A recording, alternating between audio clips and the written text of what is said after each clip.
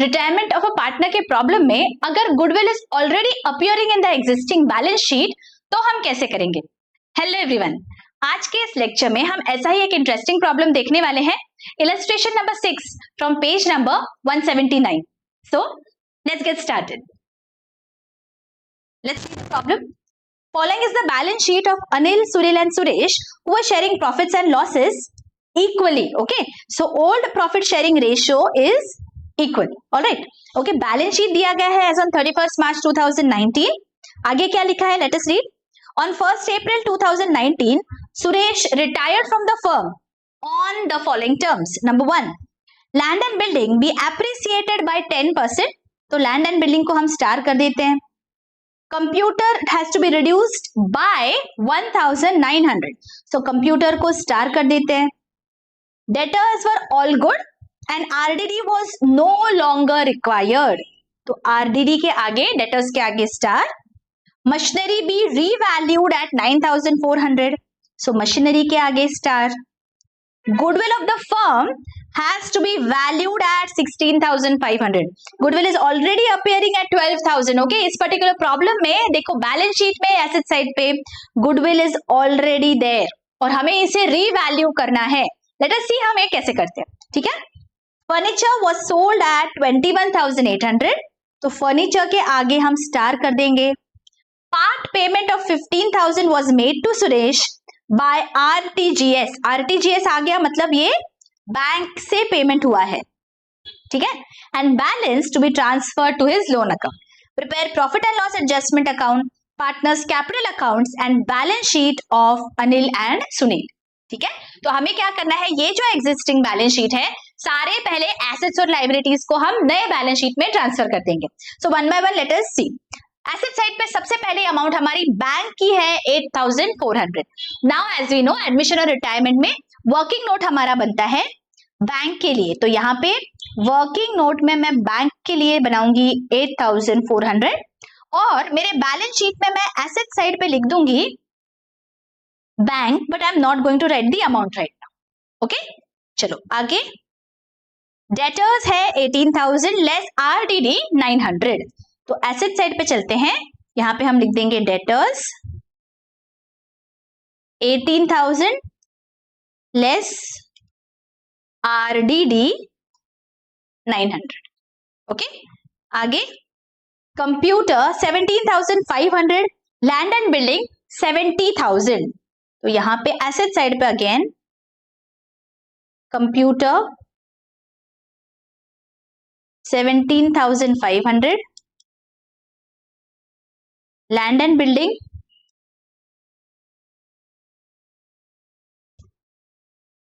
70,000. अच्छा, आगे. Machinery 10,000, furniture 20,000. दोनों भी हमारे इनर कॉलम में दिखेंगे एसेट साइड पे. Machinery 10,000, furniture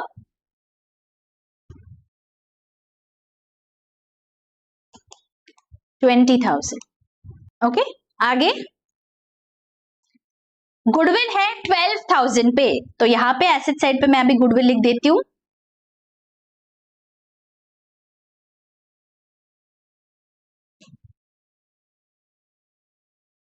alright, okay.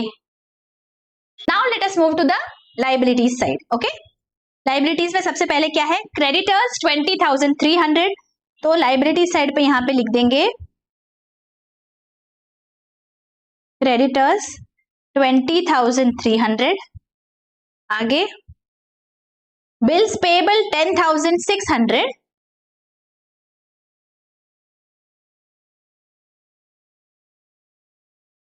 Bills payable. आगे. General reserve 13,500. Now this is our accumulated profit. So हमें ये ट्रांसफर कर देना है among all the partners in the old profit sharing ratio. What is the old profit sharing ratio? Equal. तो ये जो general reserve है 13,500 का मुझे इक्वली ट्रांसफर करना है मेरे सारे पार्टनर्स में. तो मेरी एंट्री यहाँ पे आ जाएगी general reserve account debit to partners capital account. तो यहाँ पे सारे पार्टनर्स के कैपिटल अकाउंट में चलते हैं. and here I'm going to write down by general reserve 4,500 each.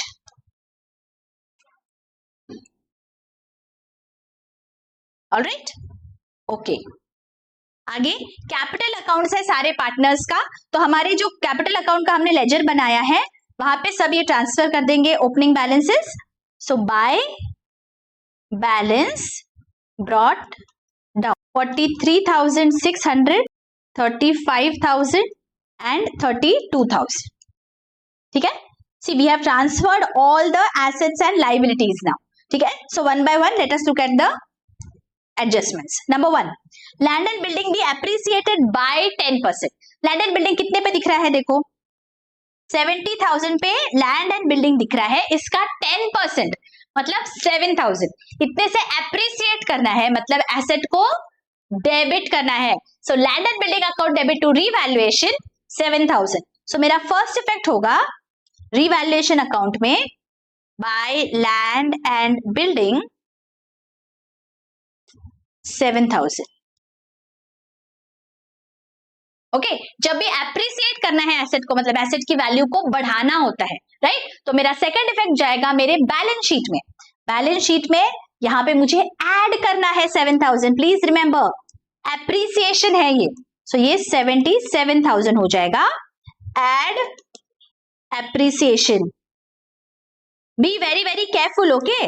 नहीं तो हमें क्या आदत होती है, हमेशा माइनस करने की आदत हो जाती है, हम माइनस कर देते हैं. प्लीज अंडरस्टैंड, डेप्रिसिएशन होगा तो माइनस, एप्रिसिएशन होगा तो ऐड करना है. ठीक है. ओके. आगे computer has to be reduced by 1,900. Computer को कम करना है हमें 1,900 से, तो इसका मतलब इसे क्रेडिट करेंगे. तो हमारी एंट्री हो जाएगी revaluation account debit to computer 1,900. तो टू कंप्यूटर 1,900 और सेकेंड इफेक्ट कंप्यूटर से माइनस हो जाएगा. एसेट साइड पे चलते हैं, यहां पे -1,900 less depreciation. Outer column 15,600. Okay. चलो टिक कर देते हैं. Debtors were all good and RDD was no longer required. RDD की जरूरत नहीं है, मतलब बैलेंस शीट में जो भी RDD दिख रहा है उसे हमें जीरो करना है, अभी उसकी जरूरत नहीं है. कितने पे दिख रहा है? देखो RDD 900 पे दिख रहा है. RDD का बैलेंस हमेशा क्रेडिट होता है बच्चों, राइट? अभी मुझे उसे जीरो करना है तो क्या करूंगी?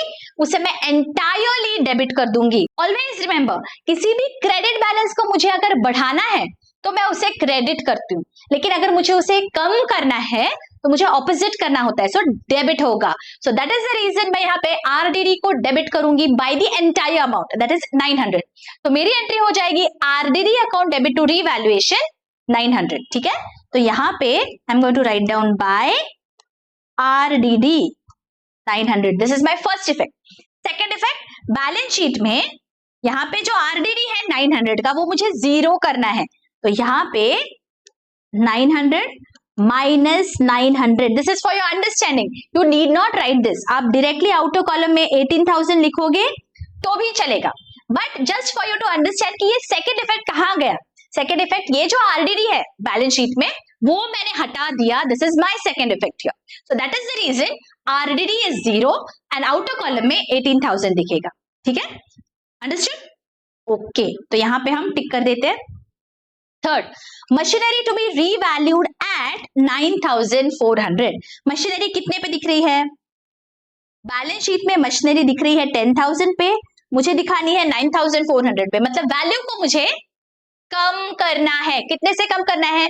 600 से. तो मेरी एंट्री हो जाएगी revaluation account debit to machinery 600.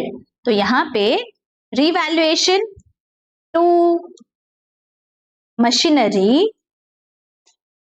600. और सेकेंड इफेक्ट, बैलेंस शीट में मशीनरी से माइनस कर देंगे 600, आउटर कॉलम 9,400 लेस डेप्रिसिएशन. ठीक है. अच्छा, आगे goodwill of the firm to be valued at 16,500. Be very very attentive right now. ठीक है, goodwill पूरे फर्म का हमें दिया है 16,500, लेकिन यहाँ पे बैलेंस शीट में goodwill दिख रहा है कितने पे, देखो 12,000 पे goodwill is already appearing. अब मुझे उसे 16,500 करना है, मतलब 4,500 से मुझे goodwill को बढ़ाना है बच्चों, right? This goodwill belongs to all the partners, so this has to be shared by all the partners in their profit sharing ratio. Goodwill की वैल्यू को बढ़ाना है तो जाहिर है मैं goodwill को डेबिट कर दूंगी. So goodwill account debit 4,500 and this belongs to all the partners. तो सारे पार्टनर्स में मुझे इसे प्रॉफिट शेयरिंग रेशियो में डिवाइड करना है. Profit sharing ratio is equal, तो अनिल, सुनील और सुरेश में to Anil, to Sunil and to Suresh ये जाएगा इक्वली, दैट इज 1,500 ईच. ये मेरी वर्किंग नोट की जर्नल एंट्री है, that is the reason I have written like this. Otherwise proper आपको जर्नल एंट्री बनानी है, ठीक है, with narration. Just for understanding that I have passed this journal entry. Alright, so goodwill मैंने सिर्फ 4,500 से डेबिट किया है. प्लीज रिमेंबर, पूरे 16,500 से कर दोगे तो बिल्कुल भी गलत हो जाएगा. Why? Because it is already appearing at 12,000. मुझे बोला है द टोटल गुडविल 16,500 है. अगर 12,000 ऑलरेडी दिख रहा है तो जो डिफरेंस है उतना ही मुझे रेज करना है. Be very very careful. Difference मैंने रेज किया and that I have transferred to all the partners. तो यहाँ पे गुडविल को डेबिट हुआ है 4,500. तो मेरा फर्स्ट इफेक्ट बैलेंस शीट में गुडविल में ऐड होगा.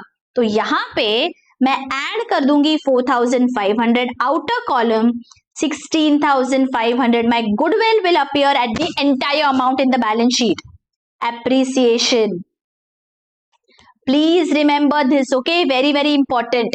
यहाँ पे गलती होने के chances होते हैं.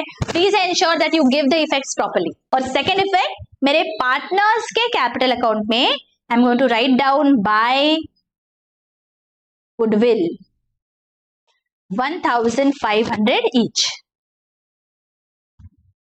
बहुत अच्छे से समझ गया गुडविल का इफेक्ट? अगर यहाँ तक अच्छी से समझ गया है बच्चों, don't forget to hit the like button और मुझे जरूर कमेंट करके बताइए कि आपको लेक्चर्स कैसे लग रहे हैं. Your comments really keep me motivated in bringing such lectures for you. Okay, thank you so much. All right, last क्या है, let us C.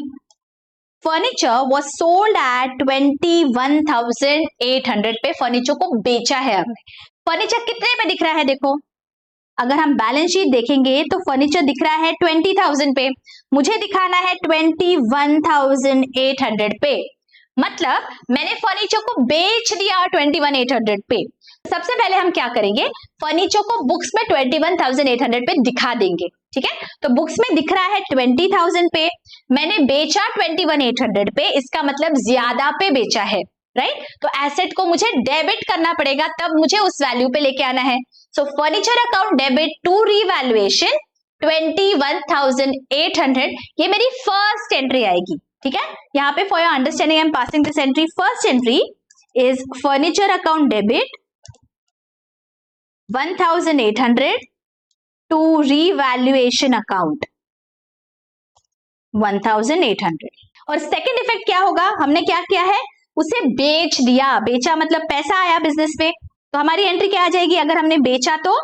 Bank account debit 21,800 to furniture account. Furniture को credit किया 21,800 पे. Getting it?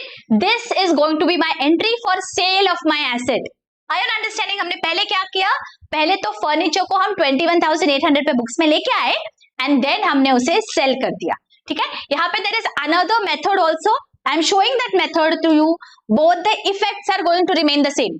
Effect same होगा, आपका presentation थोड़ा change होगा. अगर मैंने एसेट को बेचा है, मेरे एसेट की बुक वैल्यू है 20,000, मैंने उसे बेचा, that is my selling price is 21,800. This is the information that I have. मैंने एसेट को बेच दिया, 20,000 का एसेट था, वो बेचा, तो मुझे उसे क्रेडिट करना होगा. तो मेरी एंट्री क्या आ जाएगी, टू फर्नीचर 20,000. Why? Because अब वो बुक्स में नहीं दिखना चाहिए, मैंने बेच दिया. इसके बदले में मुझे मिला कितना पैसा? 21,800. तो मैं बैंक को डेबिट कर दूंगी 21,800 से. और जो डिफरेंस है बच्चों, व्हाट इज दैट? जो डिफरेंस है 1,800 का, ये क्या है? This is my profit on account of sale, isn't it? जो 20,000 की चीज थी, मैंने उसे 21,800 पे बेचा, मतलब 1800 का, 1800 का मेरा प्रॉफिट हुआ on account of sale of my asset. And whenever I am doing revaluation, तो जो भी मेरा प्रॉफिट या लॉस होता है वो कौन से अकाउंट में मैं ट्रांसफर करती हूँ? रीवैल्यूएशन अकाउंट में, राइट? तो यहाँ पे मैं टू रीवैल्यूएशन लिख दूंगी 1,800. So this can be my one entry, या फिर आपको ये दोनों एंट्रीज पास करने हैं. This is my first method, method number 1, and this is method number 2. दोनों में अगर आप देखोगे तो इफेक्ट इज द सेम. दोनों में क्या हुआ? फर्नीचर अकाउंट को हमने बुक्स में से निकाल दिया, राइट? और जो भी प्रॉफिट था वो मैंने रीवैल्यूएशन को क्रेडिट किया है. देखो 1800 से यहाँ पे क्रेडिट हुआ है और यहाँ पे भी 1800 से क्रेडिट हुआ. बैंक में पूरे 21,800 आ गए. देखो यहाँ पे भी डेबिट हुआ है और यहाँ पे भी डेबिट हुआ है. Are you getting this? Only the method is different, presentation is different, the logic is still the same. Are you understanding? आप दोनों भी मेथड से सॉल्व करोगे, कोई भी प्रॉब्लम नहीं है. ओके, यहाँ पे मैं फर्स्ट मेथड फॉलो कर रही हूँ, आप सेकंड मेथड भी फॉलो कर सकते हो, कोई भी प्रॉब्लम नहीं है. Effect is the same. I just wanted you all to know कि इसके दो मेथड्स है प्रेजेंटेशन के. So if at all you come across the second method, आपको ये नहीं लगना चाहिए कि अरे ये तो मुझे पता ही नहीं है, ये क्या कर दिया. So this is the logic. Okay, I hope ये बहुत अच्छे से समझ गया है. ठीक है, तो यहाँ पे I am going to give the effects. मैंने यहाँ पे फर्नीचर में डेबिट किया है 1800 से एंड देन क्रेडिट कर दिया पूरे 21,800 से. मतलब बैलेंस शीट में अगर मैं जाऊं तो यहाँ पे मैंने क्या किया है? फर्नीचर को मैंने ऐड कर दिया 1800 और माइनस कर दिया 21,800. इसका मतलब ये जीरो हो गया, राइट? तो यहां से मैं फर्नीचर को निकाल देती हूं मेरे बैलेंस शीट में से. This has become my first effect. ठीक है, ये मेरी जो एंट्री है ये वाला इफेक्ट मैंने दे दिया. Getting it? फर्नीचर को बुक्स में से निकाल दिया. सेकेंड इफेक्ट, रीवैल्यूएशन को मैंने क्रेडिट करना है 1800. तो चलते हैं रीवैल्यूएशन अकाउंट में और यहां पे बाय फर्नीचर 1,800, राइट? ये मेरा सेकेंड इफेक्ट हो गया. एंड मेरा थर्ड इफेक्ट, बैंक अकाउंट को डेबिट करना है, मतलब पैसा आया है, राइट? तो मेरा बैलेंस बढ़ जाएगा. मेरे वर्किंग नोट में चलते हैं और यहाँ पे हम ऐड कर देंगे 21,800 add. Please don't forget to give this effect. Okay, यहाँ पे देखो एक ट्रांजैक्शन के हमारे 3 इफेक्ट्स आए हैं. एक इफेक्ट आया मेरे बैंक अकाउंट में, एक इफेक्ट हुआ मेरे बैलेंस शीट में एसेट साइड पे, और तीसरा इफेक्ट हुआ मेरे रीवैल्यूएशन में. Is this very very clear? Okay, चलो अभी आगे क्या है, लेट अस सी. 15,000 का part payment has to be made to Suresh. Suresh को हमने 15,000 रुपए दे दिए, तो हमारी एंट्री आ जाएगी Suresh account debit to bank 15,000, because हमने आरटीजीएस से पैसा दिया है. तो सुरेश के अकाउंट में चलते हैं. सुरेश के अकाउंट में 15,000 टू बैंक अकाउंट. इतना पैसा मेरे बैंक से गया है, तो माइनस कर देंगे हमारे वर्किंग नोट में, हियर माइनस 15,000. और क्या दिया है आगे देखो, balance has to be transferred to his loan account. Balance हमें लोन अकाउंट में ट्रांसफर करना है. उसके लिए क्या करना पड़ेगा? हमें रीवैल्यूएशन अकाउंट को क्लोज करके रीवैल्यूएशन का प्रॉफिट है या लॉस है वो पहले हम निकालेंगे. तो चलो रीवैल्यूएशन अकाउंट को क्लोज कर देते हैं. क्रेडिट साइड की मेरी टोटल आ रही है, क्रेडिट साइड की टोटल ज्यादा है, मतलब देयर इज प्रॉफिट. कितना है प्रॉफिट? 7,200. तो here I am going to write down to partners capital account. ये मेरा प्रॉफिट है. I have to transfer this in the profit sharing ratio. What is the profit sharing ratio? Equal. तो 7,200 divided by 3. So ये आएगा 2,400 each. हर एक partner को मुझे 2,400 profit transfer करना है. Anil, Sunil and Suresh. Okay, partners के कैपिटल अकाउंट में चलते हैं. यहाँ पे by revaluation, because this is a profit, तो ये क्रेडिट साइड पे आएगा. 2,400 each. ओके, अब सब कुछ हो गया तो अब क्या बचा, हमें सारे पार्टनर्स के कैपिटल अकाउंट को क्लोज करना है। तो सबसे पहले जो रिटायरिंग पार्टनर है उसका अकाउंट हम क्लोज करते हैं। Who is retiring? Suresh is retiring, right? So Suresh के अकाउंट की टोटल कर लेंगे। क्रेडिट साइड की टोटल आ रही है 40,400, तो यहां पे भी लिख लेंगे 40,400, और डेबिट बैलेंस माइनस करने के बाद जो बचेगा we have to transfer it to what? See यहां पे दिया है transfer to his loan account. तो सुरेश के लोन अकाउंट में हम बैलेंस को ट्रांसफर कर देंगे to Suresh loan account. What is the amount? 25,400। ये कहां दिखेगा? बैलेंस शीट में लाइबिलिटीज में दिखेगा। Here I am going to write down Suresh loan 25,400।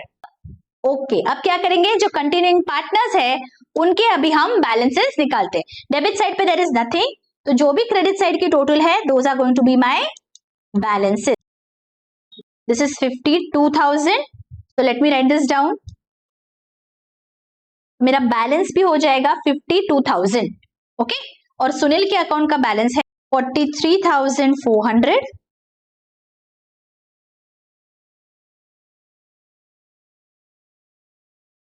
और ये दिखेगा मेरे बैलेंस शीट में लाइबिलिटीज में। Here I am going to write down capital account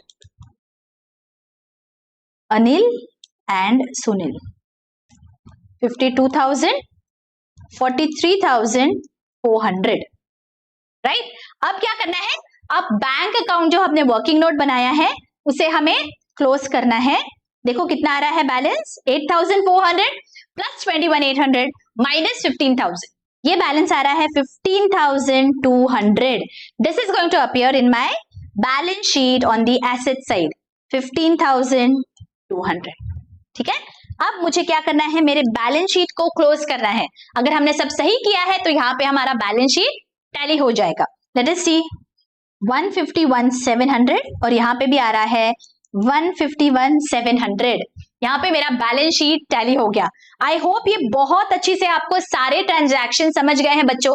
अगर बहुत अच्छे से समझा है problem, don't forget to hit the like button और मुझे कमेंट करके जरूर बताइए, मुझे आपके कमेंट्स का इंतजार रहेगा। और अगर कोई भी डाउट है आप मुझे बेझिझक पूछ सकते हैं। I am definitely going to solve all your queries and please help us reach out to large number of students by sharing this with your friends and colleagues. मिलती हूँ आपको नेक्स्ट लेक्चर में। Till then take care, bye bye.